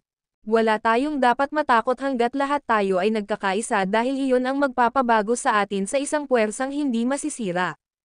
At saka, alam mo kung gaano kalakas ang Cardinal Hall. Kasama nila, ang Kerry Gray Academy, at ang nangungunang 3 mandirigma ng Divine Leaderboard sa ating panig, walang makakapidyo sa atin, pagmamalaki ni Craig. Umabot sa punto na kahit si Levi ay hindi na makayanan ang pagiging matigas ang ulo. Huminga siya ng malalim. Ganito ang nangyayari kapag may gap sa kaalaman. Masyado akong marami, ngunit hindi ko maisip ang iba pang bahagi ng mundo na paniwalaan ako. Kahit anong lakas ng sigaw ko, walang maniniwala sa akin. Hindi nakatulong na gumawa si Levi ng napakalaking kahilingan sa oras na iyon, at ito ay isang bagay na lampas sa imahinasyon ng sinuman. Imposible lang. Dahil sa iyong kasalukuyang kalagayan, Crown King, sa palagay ko mas mabuti kung yumoko ka sa paggawa sa anumang malalaking isyu na kinasasangkutan ni Erudia. Dapat magpahinga ka sa bahay. Ang karaniwang ipinahihiwatig ni Craig ay dapat tumahimik si Levi at itigil ang paggawa ng eksena sa isang hanggal na teorya. Baka tama pa na sabihin na tinawag ni Craig si Levi na isang schizophrenic idiot. Gaano ka katiyak dito, Crown King? Ang video na ito ay edited by Urban Storytelling. Kabanata 2620. Mga boto. May biglang humakbang at tinanong si Levi ng mahalagang tanong na iyon. Si Gary McGonagall iyon, ang pinakamakapangyarihan sa 4 na miyembro doon. Siya ay isang mandirigma at dati ay isang killing machine sa hukbo. Ang lalaki ay may kakilakilabot na ugali at agresibo. Naniwala siya kay Levi dahil nakaranas na siya ng katulad noon. Tanghali, hinulaan niya kung ano ang gagawin ng kanyang mga kaaway sa isang buwan, ngunit walang nakikinig sa kanya. Inakala ng lahat na ang kanyang mga iniisip ay katawa-tawa at hindi makatwiran. Sa huli, nilipol sila ng kanilang kaaway, at ang kanyang hukbo ay nagdusa ng matinding casualty. Sa kabutihang palad, Lumabas si Gary at naghanda sa abot ng kanyang makakaya ng mag-isa. Pinipigilan nito ang mapaminsalang epekto ng labanan. Kung hindi niya ginawa ang lahat ng iyon, tuluyan na silang natalo sa digmaan. 8 daliri na lang ang natitira ni Gary dahil hinaypan ng mga kaaway niya ang 2 niyang daliri sa labanang iyon. Ito ang dahilan kung bakit tinawag silang bayani na 8 daliri. Sinang si Levi ay gumagawa ng kanyang kaso, tumahimik si Gary dahil sinusubaybayan niya ang reaksyon ni Levi. Ang totoo ay nakita ni Gary na ang ideya ay katawa-tawa at masyadong mapanganib din. Gayunpaman, nakita niya ang pagkagalit sa mga mata ni Levi. Ito rin ang kabiguan na naranasan ni Gary noong nakaraang taon, at iyon ang dahilan kung bakit naisip niya na maaaring tama si Levi. Ibinaling ni Levi ang atensyon kay Gary at sumagot, "To be honest, 70 or 80% lang ang sigurado ako sa nangyayaring kalamidad. Ngunit ako ay 100% sigurado na mapipigilan natin ang sakuna na iyon sa pananakit sa ating bansa kung ipapatupad natin ang aking plano, bagaman." Iyon ay sinabi, ang mga panganib at pagkawala na binanggit ng lahat kanina ay maaari rin. Napakunot-noo si Gary matapos marinig ang sinabi ni Levi. Naisip ng dating, sa madaling sabi, kung gagawin natin ang kanyang hiling, pipigilan natin ang krisis na tumama sa atin, hindi alintana kung ito ay totoo. Gayunpaman, ang lahat ng nakapaloob na panganib na naunang nabanggit ay maaaring pa rin. Nangangahulugan iyon na kailangan nilang gamulong ng dice. Gayunpaman, masasabi ni Gary na may kumpiyansa si Levi sa paglutas ng sakuna kung ipagwawalang bahala nila kung paano makakaapekto ang proyekto sa ekonomiya. "Itataya mo ba ito?" tanong ni Gary. Tumanggo si Levi at sumagot, "Oo. Itataya ko ito, kahit na ang ibig sabihin nito ay may pagkakataon na ako ay itinuring na kontrabida at kutsain hanggang sa kawalang hanggan." "Okay, yan ang gusto kong marinig. Ako, si Gary Burns, susuportahan ka sa lahat ng meron ako," shared Gary. Tumahimik ka, Gary. Alam mo ba kung ano ang ginagawa mo? Dahil sa posisyon mo ngayon, hindi ka dapat gumawa ng ganitong desisyon. Marami ang nataranta, at isa sa kanila ang mabilis na nagsalita at pinigilan si Gary. "Alam ko, ngunit ilalagay ko ang aking pananampalataya sa kanya at ako ay gamulong sa dice. Kung may mangyari man, maaari mong sisihin ang lahat sa akin. Let me bear all the consequences of this decision," mahinang sagot ni Gary. Hindi mo kayang bumawi sa pagkakamaling iyon. Milyon-milyong buhay ang nasa balikat mo. Buong bansa ang nakataya. Ano ang gagawin mo kung may mangyari?